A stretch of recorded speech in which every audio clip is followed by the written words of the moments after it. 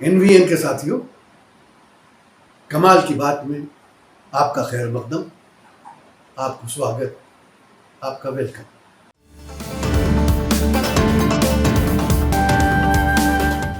दोस्तों,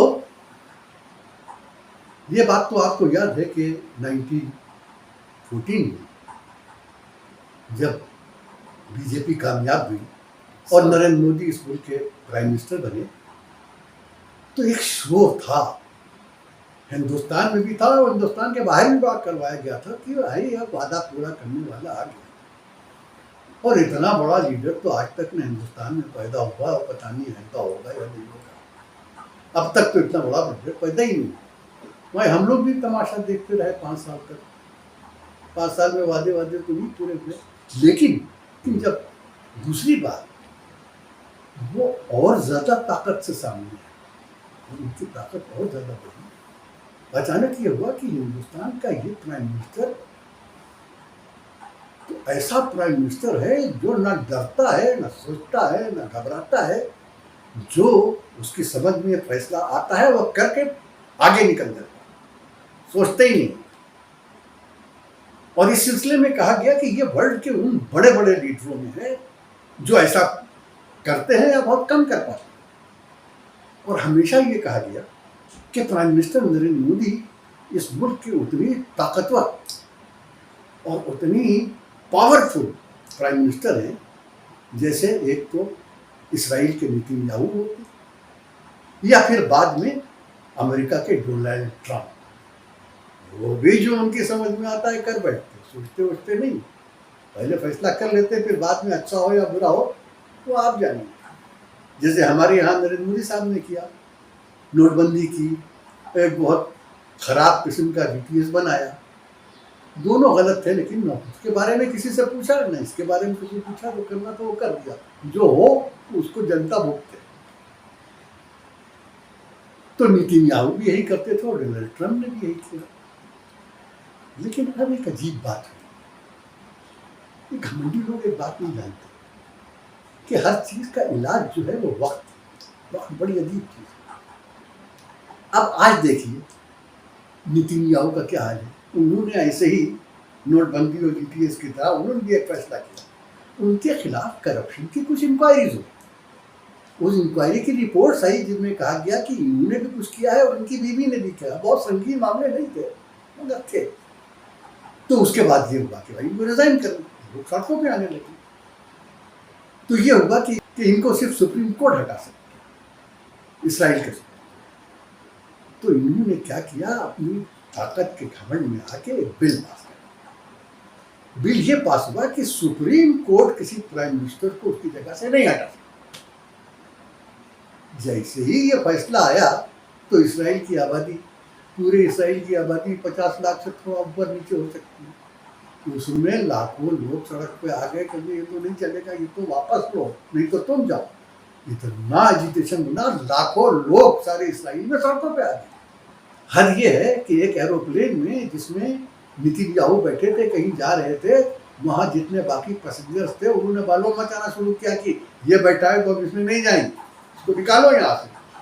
बड़ा हंगामा हुआ। वो बेचारा पायलट घबरा गया। वो पायलट इनके पास आया और उसने कहा, देखिए मैं प्राइम मिनिस्टर साहब, मामला ऐसा है कि लोग बलवा कर रहे हैं, ये तो बिल्कुल सिक्योरिटी रिस्क हो जाएगा, तो बेहतर ये है कि आप उतर जाइए। ये नहीं उतरे तो क्या हुआ जानते हैं आप? वो हुआ शायद दुनिया के नसीब में हो, पायलट जहाज छोड़ के नीचे उतरा, उसने कहा मैं नहीं चलाऊंगा जब तक आप। बड़ा हंगामा हुआ। आखिरकार ये होगा कि किसी तरीके से नेतन्याहू को किसी दूसरे प्लेन से जाना पड़ा। देखिए घमंडी का ये अंजाम। और आज उसके सारी दुनिया में इतना हंगामा, सारी इसराइल में इतना हंगामा है कि उसको उससे लोगों की तवज्जो हटाने के लिए ये फिलिस्तीन पर बमबारी कर रहे हैं, लबनान पर बमबारी कर रहे हैं, सब उसी कर। अब इसकी दूसरी तरफ आइए, डोनाल्ड ट्रंप। बार बार याद दिलाना अच्छा नहीं लगता, लेकिन कुछ चीज़ों को याद करना ज़रा ठीक ही लगता है। आपको याद है, ये वही डोनाल्ड ट्रंप है जिसकी कैंपेन के लिए हमारे नरेंद्र मोदी साहब वाशिंगटन गए थे। वहाँ वो बड़ा जुमला कहा था तो सारी दुनिया में मशहूर है, अब की बार ट्रंप सरकार। याद आ गया, अब की बार ट्रंप सरकार।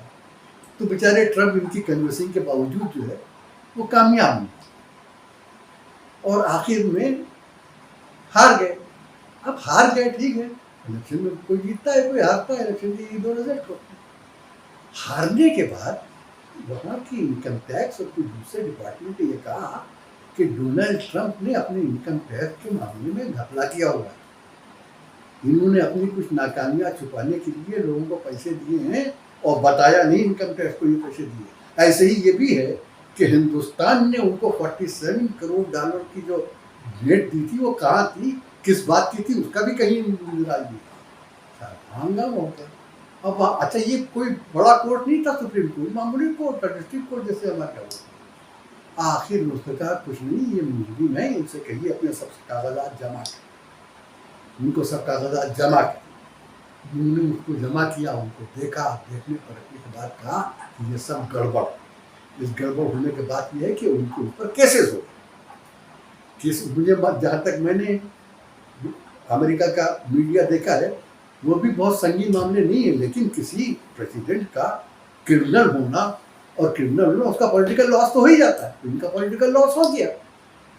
अब ये अगर इलेक्शन लड़े भी तो इस इल्ज़ाम से तो बच नहीं सकते, लेकिन अभी ये है कि उनको अरेस्ट किया जाएगा या नहीं किया जाएगा।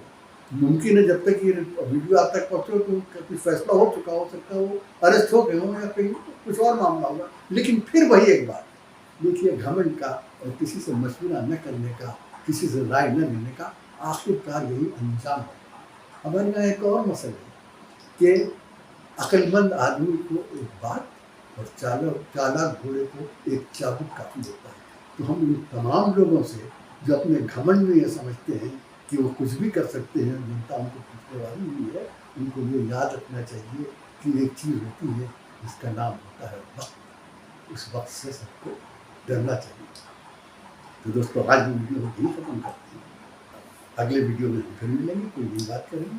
तब तक के लिए हसन कनवार, अकीम अख्तर और आजम साहब को इजाज़त दीजिए।